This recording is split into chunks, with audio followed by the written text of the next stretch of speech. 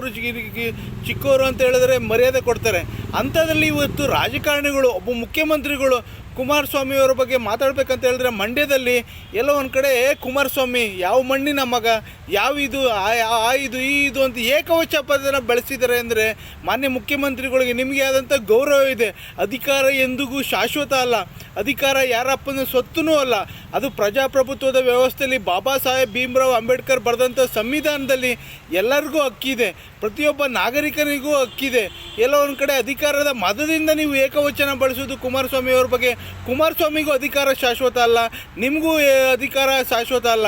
ಕುಮಾರಣ್ಣ ಮಾಡಿದ್ದು ಸರ್ಕಾರ 20 ತಿಂಗಳು ಮತ್ತು 14 ತಿಂಗಳು, ಅದಕ್ಕೆ ಅವ್ರಿಗೆ ಸಾರಾಯಿ ಮನ್ನಾ, ಸಾಲ ಮನ್ನಾ ಮತ್ತು ಲಾಟ್ರಿ ನಿಷೇಧವನ್ನು ಇನ್ನೂ ಮುಂತಾದವುಗಳನ್ನ ಅಧಿಕಾರ ಅಲ್ಪಾವಧಿಯಲ್ಲೇ ಮಾಡಿದ್ದಾರೆ. ನೀವು 7 ವರ್ಷ, ಒಂದು ಬಾರಿ 5 ವರ್ಷ, ಒಂದು ಬಾರಿ 2.5 ವರ್ಷ ಅಧಿಕಾರದಲ್ಲಿ ಇದ್ಕೊಂಡು ಏನು ಮಾಡಿದ್ದೀರಾ? ಬರೀ ಏನೋ ಗ್ಯಾರಂಟಿಗಳನ್ನ ಕೊಡ್ಕೊಂಡು, 5 ಗ್ಯಾರಂಟಿಗಳನ್ನ ಕೊಡ್ಕೊಂಡು ಅಧಿಕಾರನ ನಡೆಸ್ಕೊಂಡು ಹೋಗ್ತಿದ್ದೀರಾ. ಇವತ್ತು ನಿಮ್ಮ ಮೇಲೆ ನೀವು ಮಾಡಿರುವಂಥ ಸರ್ಕಾರಕ್ಕೆ ಎಷ್ಟು ಲಕ್ಷ ಹಣ, 5 ಲಕ್ಷ ಕೋಟಿಗೂ ಅಧಿಕವಾಗಿ ಸಾಲ ಮಾಡಿದ್ದೀರಾ. ಸರ್ಕಾರ ಜನರ ಮೇಲೆ ಹೊರೆ ಹಾಕಿದ್ದೀರಾ. ಎಲ್ಲದರ ಮೇಲೆ ಬೆಲೆ ಏರಿಕೆ.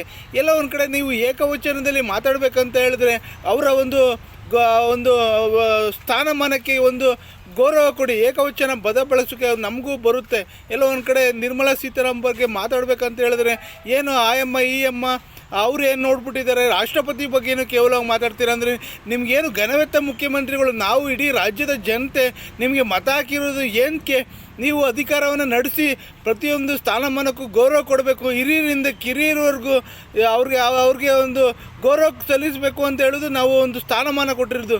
ನಿಮ್ಮ ಈ ಒಂದು ಪದ ಬಳಕೆ ಮುಂದಿನ ದಿನಗಳಲ್ಲಿ ಇಂಥ ಪದಗಳಿಗೆ ಬಳಸಬಾರ್ದು. ನಿಮಗೆ ಸಿದ್ದರಾಮಯ್ಯ ಕುತ್ಕೊಳ್ಳೋ ನಿಂತ್ಕೊಳ್ಳೋ ಅಂತ ಹೇಳಿದ್ರೆ ಏಕವಚನದಲ್ಲಿ ಪದ ಬಳಸಿದ್ರೆ ನಿಮಗೆ ಎಷ್ಟು ಅಗೌರವ ಆಗುತ್ತೆ. ನಿಮಗೆ ಆದಂಥ ಜನಗಳಿದ್ದಾರೆ, ಕುಮಾರಸ್ವಾಮಿ ಅವ್ರಿಗೆ ಆದಂಥ ಅವ್ರಿಗೆ ಜನ ಇದ್ದಾರೆ. ಅವ್ರನ್ನ ಪ್ರೀತಿಯಿಂದ ಮಣ್ಣಿನ ಮಕ್ಕಳುಗಳು ಅಂತ ದೇವೇಗೌಡರು ಮತ್ತು ಕುಮಾರಸ್ವಾಮಿಯವ್ರನ್ನ ಹೇಳ್ತಾರೆ. ಎಲ್ಲ ಒಂದು ಕಡೆ ನಿಮ್ಮ ಕಾಂಗ್ರೆಸ್ಸಲ್ಲಿ ನಿಮ್ಮನ್ನು ಟಗರು ಅಂತಲೇ ಹೇಳ್ತಾರೆ, ಮತ್ತು ಅಹಿಂದ ನಾಯಕ ಅಂತ ಹೇಳ್ತಾರೆ. ಅವ್ರಿಗೆ ಅವರದಂಥ ಹೆಸರುಗಳಿದೆ. ಆ ಪದಗಳನ್ನ ಇಟ್ಕೊಂಡು ನೀವು ಏಕವಚನ ಬೆಳೆಸೋದು ಯಾವ ನ್ಯಾಯ? ಎಲ್ಲ ಒಂದು ಕಡೆ ಜವಾಬ್ದಾರಿಯುತಿಯಿಂದ ನಡ್ಕೋಬೇಕು. ಮುಂದಿನ ದಿನಗಳಲ್ಲಿ ಈ ಥರ ಆದರೆ ಉಗ್ರ ಹೋರಾಟಗಳನ್ನು ನಾಡಿನಾದ್ಯಂತ ರೈತ ಮುಖಂಡರುಗಳು ಮತ್ತು ಹಸಿರು ಸೇನೆಯವರು ಇಡೀ ಒಂದು ರಾಜ್ಯಾದ್ಯಂತ ಹೋರಾಟಗಳನ್ನ ಮಾಡ್ತೀವಿ. ಎಲ್ಲ ಒಂದು ಕಡೆ ನಿಮ್ಮ ನಡವಳಿಕೆ ಮತ್ತು ನಿಮ್ಮ ಈ ಒಂದು ಘನವತ್ತೆ ಒಂದು ಸ್ಥಾನ ಇದೆ, ಮುಖ್ಯಮಂತ್ರಿ ಸ್ಥಾನ. ಆ ಸ್ಥಾನವೊಂದಲ್ಲಿ ಕೂತ್ಕೊಂಡು ನಿಮಗೆ ಆದಂಥ ಗೌರವ ಇದೆ. ಆ ಗೌರವಕ್ಕೆ ಚ್ಯುತಿ ಪಡ್ಕೋಬೇಡಿ. ಎಲ್ಲೋ ಒಂದು ಕಡೆ ರಾಜಕಾರಣವಾಗಿರಲಿ. ಎಲ್ಲೋ ಒಂದು ಕಡೆ ನಿಮ್ಮ ಒಂದು ಹೇಳಿಕೆಗಳು, ನಿಮ್ಮ ಒಂದು ಶಬ್ದ ಬಳಕೆಗಳು, ನಿಮ್ಮ ಒಂದು ನಡವಳಿಕೆಗಳು ಇಡೀ ರಾಜ್ಯದ ಜನತೆ ಇವತ್ತು ದೃಶ್ಯ ಮಾಧ್ಯಮದಲ್ಲಿ, ಸಾಮಾಜಿಕ ಜಾಲತಾಣಗಳಾಗಲಿ, ಮತ್ತು ಪೇಪರ್ಗಳಲ್ಲಾಗಲಿ, ಮತ್ತು ಹಾಗೆಯೇ ಟಿ ವಿಗಳಲ್ಲಾಗಲಿ ಎಲ್ಲದರಲ್ಲೂ ಸಹ ಇವತ್ತು ತುಂಬ ಮುಂದೆ ಹೋಗಿದೆ. ಇವತ್ತು ಜನಸಾಮಾನ್ಯರಿಗೆ ಪ್ರತಿಯೊಂದು ಮನವರಿಕೆ ಆಗುವಂಥ ಯುಗ ಇದು. ಎಲ್ಲ ಒಂದು ಕಡೆ ಹಿಂದಿನ ಕಾಲದಂತ ನಡ್ಕೋಬೇಡಿ.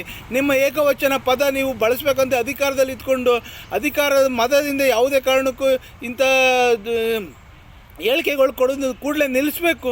ನಿರ್ಮಲಾ ಸೀತಾರಾಮನ್ ಆಗಲಿ, ರಾಷ್ಟ್ರಪತಿಗಳಿಗಾಗಲಿ, ಕುಮಾರಸ್ವಾಮಿಯವರು ಇವತ್ತು ಸೆಂಟ್ರಲ್ ಮಿನಿಸ್ಟರ್ ಆಗಿದ್ದಾರೆ. ನಿರ್ಮಲಾ ಸೀತಾರಾಮನ್ ಹಣಕಾಸು ಸಚಿವರಾಗಿದ್ದಾರೆ. ರಾಷ್ಟ್ರಪತಿಗಳು ಅವ್ರಿಗೆ ಆದಂಥ ಗೌರವ ಇದೆ. ಎಲ್ಲೋ ಒಂದು ಕಡೆ ನೀವು ಹೀಯಾಳಿಸಿ ಈ ಥರ ಟೀಕೆ ಮಾಡೋದು, ಚರ್ಚೆ ಮಾಡೋದು, ಎಲ್ಲೋ ಒಂದು ಕಡೆ ನಿಮ್ಮ ಸ್ಥಾನಕ್ಕೆ ಏನಾದರೂ ಗೌರವ ಇದೆಯಾ? ಎಲ್ಲೋ ಒಂದು ಕಡೆ ಆ ಸ್ಥಾನದಲ್ಲಿ ಮುಖ್ಯಮಂತ್ರಿ ಸ್ಥಾನ ನಿಮಗೇನು ಫೆವಿಕಲ್ ಹಾಕೊಂಡು ಕೂತ್ಕೊಬಿಟ್ಟಿದ್ದೀರಾ? ಫೆವಿಕಲ್ ಏನು ಆ ಸ್ಥಾನ ಏನು ಹೋಗುತ್ತೆ ಬರುತ್ತೆ. ಆ ಸ್ಥಾನದಲ್ಲಿ ಯಾರೂ ಶಾಶ್ವತರಲ್ಲ. ನಿಮ್ಮ ಹೇಳಿಕೆಗಳು ಶಾಶ್ವತವಾಗುತ್ತೆ. ಮುಂದಿನ ದಿನದಲ್ಲಿ ಇಂಥ ಹೇಳಿಕೆ ಕೊಡೋದ್ರಲ್ಲಿ ಜವಾಬ್ದಾರಿಯಿಂದ ನಡ್ಕೊಳ್ಳಿ. ಕುಮಾರಸ್ವಾಮಿಗೂ ಅವ್ರದ್ದೇ ಆದಂಥ ಜನಗಳಿದ್ದಾರೆ, ನಿಮಗೂ ನಿಮ್ಮದೇ ಆದಂಥ ಜನ ಇದ್ದಾರೆ. ಅಧಿಕಾರದಲ್ಲಿ ಇದ್ಕೊಂಡು ಅಧಿಕಾರದಂಥ ಶಾಶ್ವತವಾದಂಥ ಕೆಲಸಗಳನ್ನ ಮಾಡಿ, ನೀರಾವರಿಗೆ ಮಾಡಿ, ಬಡವರ ಪರ ಮಾಡಿ, ಮತ್ತು ಶಿಕ್ಷಣದ ಪರ ಮಾಡಿ, ಆರೋಗ್ಯದ ಪರ ಮಾಡಿ. ಯಾವ ಇಲಾಖೆಗಳಲ್ಲಿ ಇವತ್ತು ಲಂಚ ಒತ್ತಾಡ್ತಿದ್ರೆ ಅದಕ್ಕೆ ಬ್ರೇಕ್ನ ಹಾಕಿ. ಅದು ಬಿಟ್ಟು ನೀವು ಈ ಥರ ರಾಜಕಾರಣಗಳು ಏಕವಚನದಲ್ಲಿ ಪದ ಬಳಸ್ಕೊಂಡು ನೀವು ಕಾಲಹರಣ ಮಾಡೋದು ಎಷ್ಟು ನಿಮ್ಮ ಸ್ಥಾನಕ್ಕೆ ಶೋಭೆ ಸರೋದಲ್ಲ ಅಂತೇಳಿ ನಾನು ವಿಡಿಯೋನ ಮುಗಿಸ್ತಿದ್ದೀನಿ. ಈ ವಿಡಿಯೋ ಉದ್ದೇಶ ಇಷ್ಟೇ. ಪ್ರತಿಯೊಬ್ಬರು ಜಾಗೃತಿ ಮೂಡಬೇಕು, ಮನವರಿಕೆ ಆಗಬೇಕು. ಪ್ರಜಾಪ್ರಭುತ್ವದ ವ್ಯವಸ್ಥೆಯಲ್ಲಿ ಜನರಿಂದ ಜನರಿಗಾಗಿ ಜನರಿಗೋಸ್ಕರನೇ ಇರುವಂಥ ಸರ್ಕಾರಗಳಾಗಬೇಕು ಅಂತ ಹೇಳೋದು ನನ್ನ ವಿಡಿಯೋ ಉದ್ದೇಶ. ಎಲ್ರಿಗೂ ಒಳ್ಳೆಯದಾಗಲಿ. ಜೈ ಹಿಂದ್, ಜೈ ಕರ್ನಾಟಕ, ಮತ್ತು ವಂದೇ ಮಾತರಂ.